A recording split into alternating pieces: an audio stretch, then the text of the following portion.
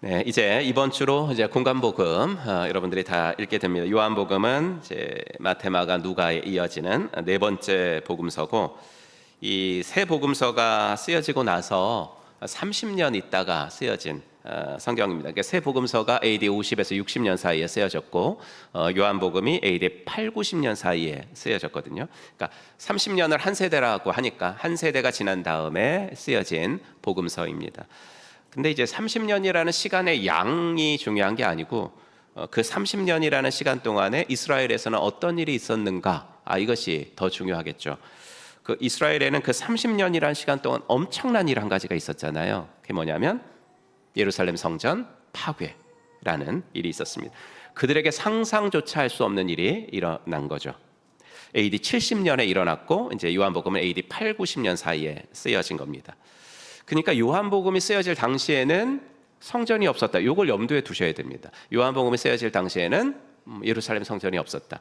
그래서 요한복음을 읽어보면 이런 말이 자주 나와. 예수가 성전이다, 이런 말이 나오고, 우리 자신을 성전 삼는 것이 중요합니다, 이런 말이 나와요. 왜? 성전이 없었으니까 그런 거예요. 그렇죠?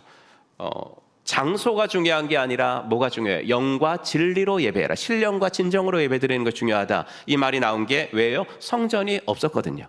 그렇죠? 어떤 저자가 책을 낸 후에 10년, 20년이 지나고 보니까 자신의 주된 사상은 안 변했는데 그때 들었던 어떤 옛라든지 그때 썼던 용어들이 지금 시대랑은 잘 안 맞는 것 같아요. 혹은 좀 더 보충하고 싶은 생각이 들어요. 그러면은 어떻게 합니까? 책을 하나 더 내죠. 책을 하나 더 내. 뭐라고 하면서 내요? 개정증복판. 그래서 요한복음은 바로 앞선 세 복음서의 개정증복판이다, 이렇게 생각하고 읽으시면 더 좋습니다. 그러니까 앞선 세 복음서를 대체하려고 쓴 것이 아니라 보충하려고 쓴 것입니다. 그래서 읽어보시면 새 복음서의 내용들과 중복되는 것이 별로 많지 않습니다. 마태, 마가, 누가는 중복되는 게 되게 많은데 요한복음은 거기에는 없는 내용들을 많이 썼고요. 물론 같은 사건을 다룰 때도 있지만 같은 사건을 다룰 때는 다른 세 복음서보다도 더 길게 쓰고 더 자세하게 없는 내용을 씁니다. 생명의 삶에 들어오면 성경 요약 과제가 있는데 제일 처음으로 읽는 성경이 요한복음 읽으려고 그래요. 왜 그러냐면 제일 쉬우니까 읽으라 그러는 겁니다. 단어도 그렇고 표현도 사복음서 중에서 제일 쉽습니다. 문장이 좀 단문이어야 쉽거든요. 그런데 요한복음이 그렇습니다. 때문에 초신자들이 성경을 처음부터 읽기 부담스러워 하실 때 구약부터 읽지 마시고 신약부터 읽으셔라, 혹은 신약부터라도 요한복음부터 읽으셔라, 이렇게 이야기를 드립니다. 하지만 이런 말이 있습니다. 요한복음은 어린아이가 걸어 다닐 수 있을 만큼 얕으면서도 코끼리가 들어가 헤엄칠 수 있을 만큼 깊다, 이런 이야기가 있어요. 그래서 요한복음은 초신자가 읽어도 기신자가 읽어도 유익이 많이 되는 성경입니다. 요한복음의 주제는 뭘까? 어떤 글의 주제가 뭔지를 알려면 그 글에서 어떤 단어가 제일 많이 나오나, 이거를 보면 되는데 요한복음에서 제일 많이 나오는 단어는 믿음이라는 단어예요. 98회 나옵니다. 100번 가까이 나오죠. 그러니까 요한복음의 주제는 한마디로 믿음이다라고 보시면 됩니다. 요한복음 마지막에 보면 요한이 내가 이 글을 왜 썼는가를 말할게요 라는 것을 맨 뒤에다 기록해놨어요. 그거 한번 읽어볼까요? 20장 30절 시작. 오직 이것을 기록함은 너희로 예수께서 하나님의 아들 그리스도이심을 믿게 하려 함이요 또 너희로 믿고 그 이름을 힘입어 생명을 얻게 하려 함이니라. 여기 목적이 나오죠. 아직 예수님을 영접하지 않은 사람들로 하여금 예수님을 믿게 하려고, 그리고 이미 믿은 사람들이 예수님의 이름을 힘입어 생명을 얻으며 그 믿음이 더욱 자라게 하려고 이 요한복음을 썼다. 그러니까 요한복음은 초신자들도 이미 교회 생활을 오래 한 사람들에게도 중요하고 유익한 책이다라고 말할 수가 있습니다. 요한복음을 펼치면 1장 1절이 이렇게 나오죠. 태초에 말씀이 계시니라, 이 말씀이 하나님과 함께 계셨으니 이 말씀은 곧 하나님이시니라. 요한복음 1장 1절이 첫 단어가 뭐예요? 태초에. 어떤 성경이랑 첫 단어가 똑같아요? 창세기. 그러니까 이거는 요한이 의도적으로 선택한 단어인 거예요. 요한은 창세기를 당연히 알았으니까. 그렇죠? 요한은 자기가 쓴 복음서를 읽는 사람들이 그 첫 장을 딱 펼칠 때 태초에 이 말이 단어를 접하면서 창세기의 창조? 이거 비슷한 거 아니야? 라고 생각이 절로 나도록 의도적으로 단어를 선택한 거예요. 그럼 무슨 창조일까? 태초에 이 세상을 창조하신 하나님이 지금 이 시대에는 또 무슨 창조를 하시려는 걸까? 라는 생각을 자연스럽게 할 수 있도록 첫 절의 첫 단어를 태초에 라는 단어를 고른 거예요. 그런데 하나님이 천지를 창조하실 때 하나님과 누가 함께 있으시다고 저기 나오죠? 말씀이 하나님과 함께 계셨대요. 그 말씀은 누구예요? 예수님이거든요. 그래서 요한복음은 하나님이 태초에 천지를 창조하실 때 함께 계셨던 예수님께서 지금 이 시대에는 어떤 창조를 하실까? 즉 예수님이 하시는 새 창조에 대해서 내가 말해보겠습니다 라고 서두에 운을 띄우는 겁니다. 그러면 오늘은 예수님이 일으키신 새 창조 사건 중에 하나로 요한복음이 3장과 4장에서 연이어서 기록하고 있는 두 명의 인물들을 한번 묵상해 보겠습니다. 요한복음 3장에는 니고데모가 나오고 4장에는 사마리아 여인이 나옵니다. 연이어 기록되기에는 두 사람이 너무나 달라요. 한 사람은 유대인이고 한 사람은 유대인이 사람 취급도 안 하던 사마리아 사람입니다. 한 사람은 남자고 한 사람은 그 당시 사람 숫자 세는 데도 들어가지 않았던 여자입니다. 한 사람은 유대인 중에서도 지금으로 말하면 국회의원 같은 사람이고 한 사람은 동네 사람들에게도 손가락질 받는 삶을 사는 사람이었습니다. 그러니까 완전히 극과 극의 인물이에요. 비교조차 할 수 없는 두 인물이 3장과 4장 연이어서 기록되고 있습니다. 그런데 공통점은 하나 있습니다. 뭐냐면 예수님께서 일으키시는 새 창조의 선물을 받아야 될 사람. 이 사람도 이 사람. 그냥 그대로 살면 하나님 나라에 들어갈 수 없는 사람. 이게 공통점이죠. 근데 이 말이 그러니까 제가 방금 말씀드린 새 창조의 선물 혹은 하나님 나라 이런 말들이 만약 오늘 처음 예배 나오신 분들이거나 교회 다니신 지가 얼마 안 되신 분들은 새 창조, 하나님 나라 이게 이해가 잘 안 되죠. 감이 잘 오지 않습니다. 그래서 다시 쉬운 말로 이 두 사람의 공통점을 말씀드리겠습니다. 니고데모나 사마리아 여인 이 두 사람 모두 예수님이 아니면 채울 수 없는 마음속에 공허가 있었다 이겁니다. 예수님이 아니면 채울 수 없는 마음속에 갈증이 있었고 허기가 있었다. 이것이 두 사람의 공통점이에요. 여러분 그 공허함은 돈으로도 명예로도 그 어떤 것으로도 채워지지 않는 갈증입니다. 어거스틴이 말한 대로 인간에게는 하나님만이 채우실 수 있는 절대 공간이 있습니다. 유대인의 최고봉이었던 니고데모도 그리고 사람 취급도 받지 못하며 살았던 그 사마리아 여인에게도 이 채워지지 않는 갈증과 허전함이 있었다는 것, 이게 두 사람의 공통점입니다. 예수님은 30세가 되자 공생애를 시작하셨습니다. 그러기 위해 이제 6월절에 예루살렘에 올라가셨죠. 올라가셔서 여러 가지 기적을 일으키셨어요. 병도 고치셨겠죠. 그것을 사람들이 보자 많이 놀랐습니다. 그리고 생각하기를 이분이야말로 구약 성경에 예언된 하나님이 보내주시겠다고 했던 그 메시아가 아닐까라고 생각을 했습니다. 그래서 예수님을 믿는 사람들이 많아졌어요. 요한복음 2장에 보시면 예수께서 6월절에 예루살렘에 계시는 동안에 많은 사람이 그가 행하시는 표징을 보고 그 이름을 믿었다 이렇게 나오죠. 그렇게 예수님이 일으키시는 이적들을 보고 예수님을 믿거나 혹은 호기심을 가진 사람 중에 니고데모라는 사람이 있었습니다. 그가 어떤 사람인지를 요한은 바로 이어서 3장에다가 이렇게 기록하죠. 바리새파 사람 가운데 니고데모라는 사람이 있었다. 그는 유대 사람의 한 지도자였다. 그는 당시 백성들이 존경하던 바리새파 사람 가운데 하나였다고요. 그리고 백성들의 지도자급에 있었던 것 같아요. 3장 10절에 보면 예수님도 그러시죠. 너는 이스라엘의 선생이다. 예수님도 인정하실 만큼 지도자급에 있었어요. 이렇게 유명한 사람이 예수님을 찾아온 거예요. 이렇게 유명한 사람이 당시 유대 당국자들에게 요주의 인물로 낙인 찍힌 예수를 찾아온 겁니다. 그러니까 대낮에 못 오고 밤에 온 거죠. 그렇죠? 하지만 밤에 온 것도 저는 아주 대단한 용기라고 생각해요. 누구한테 들키기라도 하면 어떡합니까? 하지만 아까 말씀드린 대로 목마름이 있어서 왔습니다. 바리새인이니까 율법 잘 지켰을 거고 유대인들의 지도자, 곧 지금으로 말하면 국회의원입니다. 그러니까 명예와 존경을 한 몸에 받았을 겁니다. 하지만 그의 마음에는 과연 내가 이대로 천국에 갈 수 있을까? 과연 이대로라면 내가 천국에 들어갈 수 있을까? 이런 목마름이 있어서 온 겁니다. 이런 목마름이 그로 하여금 밤중에라도 사람들 눈을 피해서라도 예수를 찾아오게 만드는 거예요. 하지만 여전히 그는 예수님을 하나님의 아들이라고는 생각하지 않았던 것 같아요. 그가 생각할 수 있는 수준은 그냥 거기까지는 아니었고, 예수를 그냥 갑자기 혜성처럼 나타난 랍비, 유명한 랍비 정도로 생각을 했어요. 3장 2절을 볼까요? 그가 밤에 예수께 와서 이르되 랍비여, 우리가 당신은 하나님께로부터 오신 선생인 줄 아나이다. 그가 예수님을 부르는 호칭은 계속 랍비예요.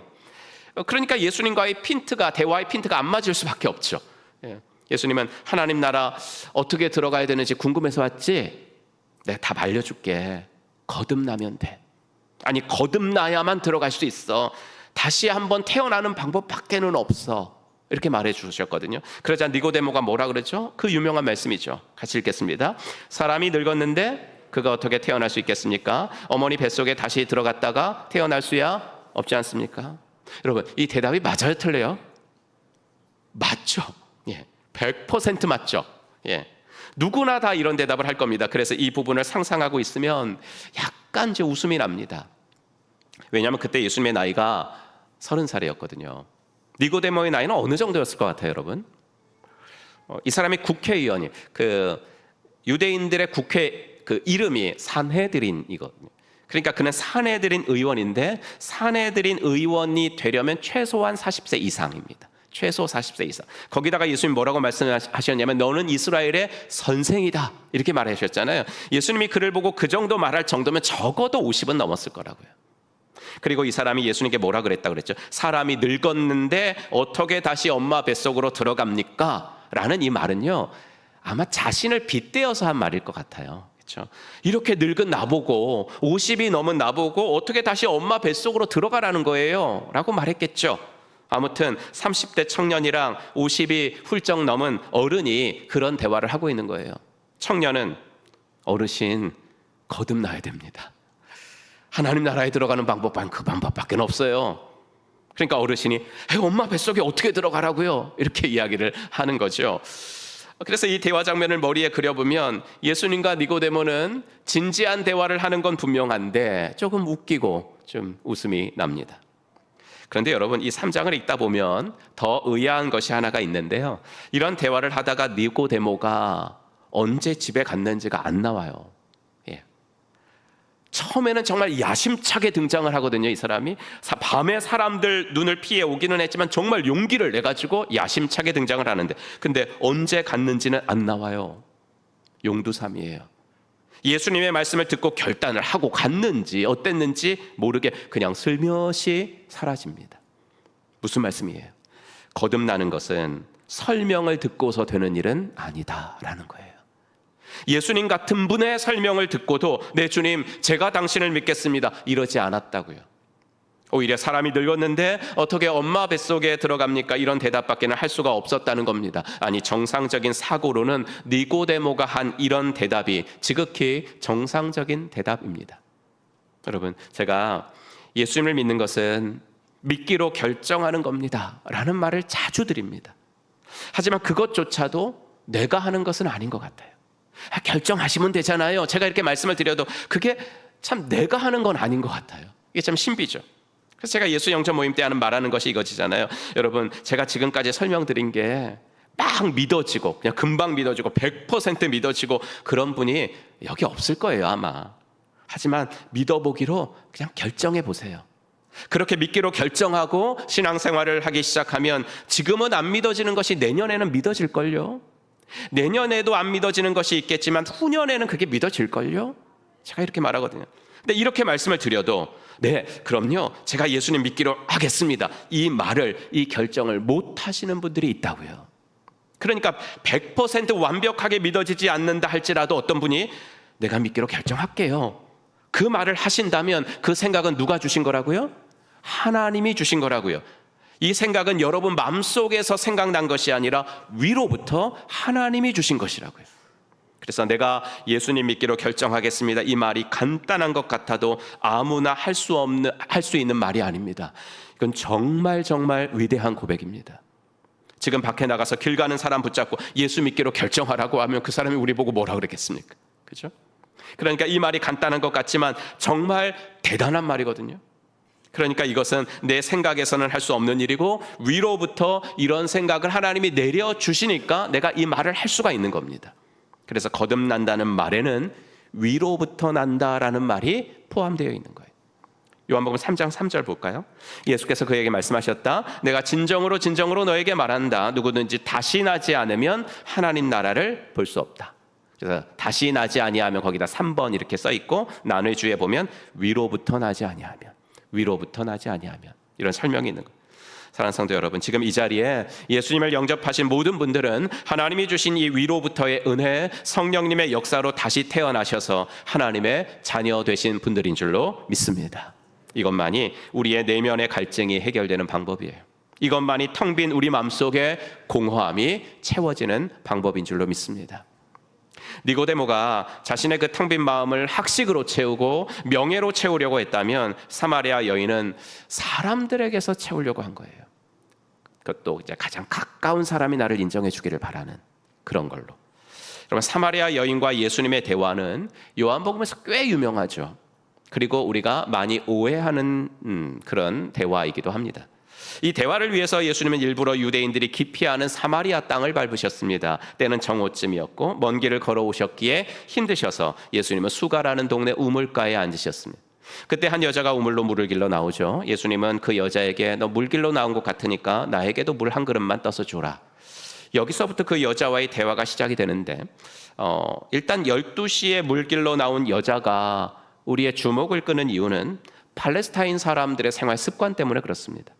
무슨 말이냐면 12시에는 보통 물을 기르러 나오지 않습니다. 날씨가 너무 덥기 때문에 물 깃는 이런 힘든 일들은 다 이른 아침에 하든지 아니면 뜨거운 해는 좀 넘어간 늦은 오후에 하든지 그렇거든요. 근데 이 여자는 12시에 물을 길러 나오죠. 그것도 동네 여자들이랑 모여서 이렇게 온 것도 아니고 혼자 왔어요. 이것도 3장에 나오는 니고데모랑 비슷하기 때문에 연이어 기록해 놓은 거예요. 니고데모는 밤에 왔고 여자는 낮에 왔어요. 시간은 다르죠. 공통점은 뭐예요? 사람들 눈을 피하고 싶었다는 거예요. 눈을 피하고 싶어서 니고데모는 밤에 오고 여자는 낮에 와요. 이 여자가 12시 한낮에 물을 길러 온 이유는 아마도 자신의 문제 많은 사생활 때문이었을 겁니다. 자신도 이른 아침에 더위를 피해서 물을 길었으면 좋겠지만 그렇게 되면 그 우물가에서 자신을 물뜨면서 힐끗힐끗 보면서 수군거릴 것이 분명한 마을 사람들과 마주치기 싫어서 그녀는 아무도 우물가에 나오지 않을 그 시간을 택했죠. 예수님은 그 여인과의 대화를 이어나가시다가 뜬금없이 말을 건네십니다. 가서 네 남편을 불러와라. 여자가 대답하죠. 나는 남편이 없어요. 그녀의 이 대답에 예수님은 이미 알고 있었다는 듯이 이렇게 대답하십니다. 남편이 없다고 한 말이 옳다. 너에게는 남편이 5이나 있었고 지금 같이 살고 있는 남자도 네 남편이 아니니 바로 말하였구나.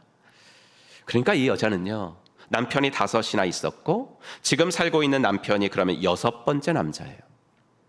그래서 우리는 이 여자를 나쁜 여자로 오해를 했습니다. 성적 쾌락을 쫓으면서 산 여자, 5 남자로도 만족하지 못해서 지금은 결혼도 안 하고 그냥 동거하며 살고 있는 여자, 삶이 망가질 대로 망가진 여자. 그래서 동네 사람들에게 손가락질 받아서 우물가에도 마음대로 나오지 못하는 여자로 오해를 합니다. 더 오해를 하시는 분들은 이 여자를 창녀라고 하기도 하지만 본문에 이 여자를 그렇게 볼 증거가 한 군데도 나오지 않습니다. 여러분, 그 당시는 결혼도 이혼도 주도권이 남편에게 있었습니다. 이 여자가 남편이 5이 있었다는 것은 결혼을 5번 했고 이혼도 5번 했다는 것입니다. 남편이 먼저 죽었을 가능성도 있기 때문에 꼭 이혼을 5번 했다고 단정 지을 수는 없지만 결혼을 5번 했다는 것은 사실입니다. 그런데 당시 유대 사회에서 5번 이상 결혼을 하면 그 관계는 부부로 인정해 주지 않았습니다. 그러니 이 여자는 어떤 여자인가요? 이 여자는 버림받은 여자입니다. 여러분, 우리의 오해를 수정해야 합니다. 이 여자는 부정한 여인이 아니라 상처받은 여자입니다. 당시 여인이 남편에게 버림받는 이유는 정말 많았습니다. 정조를 지키지 않아서 여자가, 이건 당연한 거고, 아내가 음식을 만들다가 태우거나 너무 짜게 하는 것도 이혼 사유가 되었습니다. 우리 여성도님들 감사하시기 바랍니다. 이스라엘에서 그 당시에 태어나지 않은 것을 사람들 앞에서 남편에게 무한을 준다? 사람들이 있는데 목장 모임에서 우리 남편에게 무한을 준다? 이거는 당연히 이혼 사유입니다. 5번이나 남편에게 버림받은 이 여인은 그래서 마음속이 뻥 뚫려 있었습니다. 여러분, 가장 남편에게 인정받지 못하고 가장 가까운 남편에게 인정받지 못하고 사랑받지 못했을 때 그 아내의 공허함이 얼마나 클까요? 첫 번 결혼에 실패하고 두 번째 남자를 만났을 때 이 남자는 날 사랑해 주겠지? 날 인정해 주겠지 기대했지만 두 번째 남자도 그를 버렸습니다. 그렇게 세 번째, 네 번째, 5번째 남자까지 자신을 버렸을 때 이 여자는 이제 자포자기한 심정으로 하루하루를 살고 있었죠. 처음에는 사람들을 찾아다니며 오해를 벗고 싶었어요. 내가 지금 이런 삶을 사는 게, 내가 자꾸 이렇게 결혼하는 게 내가 잘못해서가 아니에요. 해명을 하고 싶었는데, 하지만 남의 속사정을 주의 깊게 들으려고 하지 않는 건요, 예나 지금이나 마찬가지예요. 사람들은요, 그저 그 사람의 현상만 봐요. 예나 지금이나 마찬가지예요. 저 여자 스토리 들었어? 남편이 5이었다면서. 지금은 6번째 남자랑 산다며? 이랬을 거예요. 그녀의 진짜 스토리를 들어볼 생각은 하지 않고 자신들이 스토리를 써요. 자신들이 스토리를 쓰면서 그 여자를 비난했겠죠. 그래서 어느 순간부터 이 여자는 해명하는 것을 포기했던 거예요. 만나서 해명하기보다 그냥 사람들을 피하면서 사는 쪽을 선택했던 거지요. 그런데 지금 자기 앞에서 먼저 말을 건넨 이 유대인 남자가 자신의 진짜 스토리를 이미 아는 것 같아요. 여기까지 대화가 이르자 이 여인이 예수님을 부르는 호칭이 선생님에서 선지자로 바뀌고 결국 이 여자는 선지자에서 예수님을 메시아로 인정을 하게 됩니다.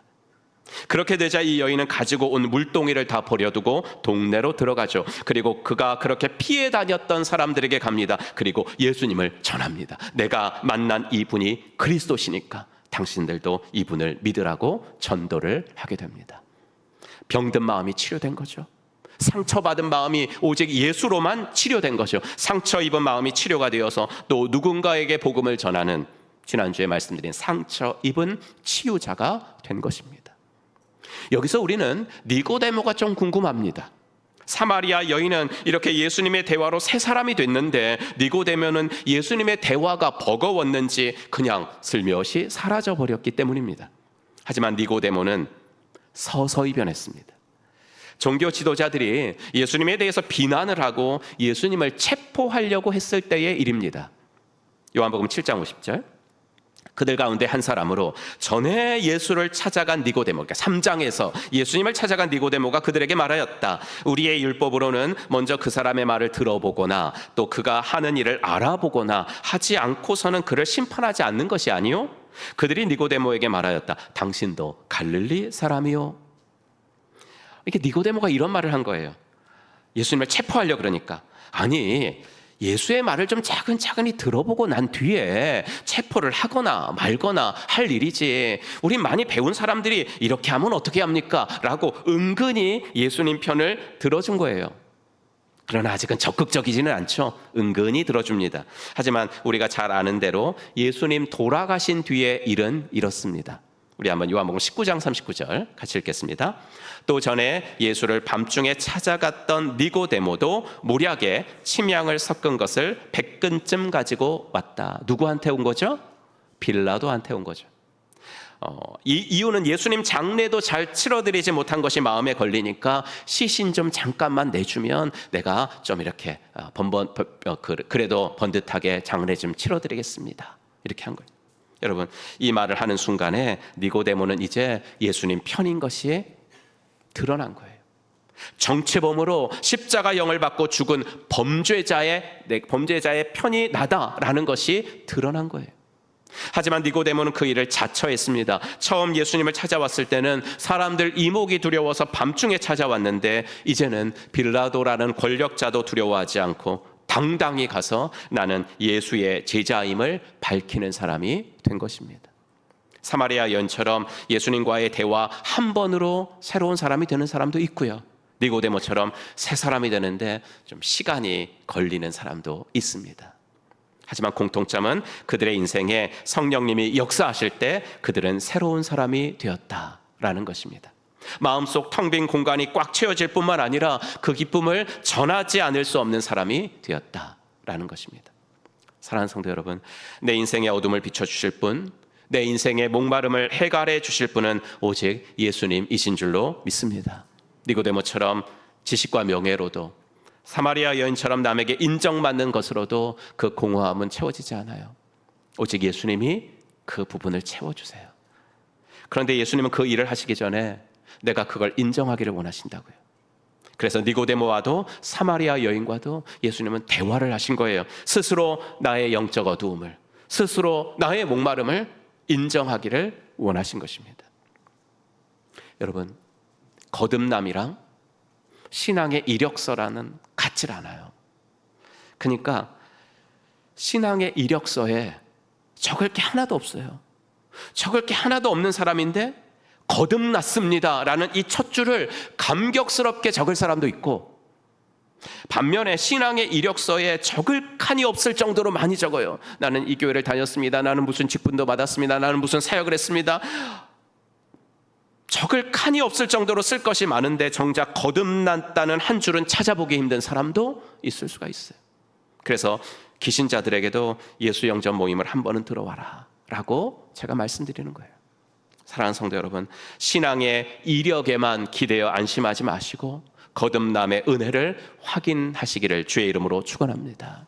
확인하신 후에는 니고데모처럼 사마리아 여자처럼 새 창조의 기쁨을 누리시면서 내가 예수님으로 인해 다시 태어났음을 숨기지 마시고 이번 한 주도 여러분이 계신 곳에서 당당하게 그 행복을 드러내시고 더 나아가서 누군가의 새 창조에 예수님과 함께 동역하는 멋진 인생 살아가시기를 주님의 이름으로 간절히 축복합니다.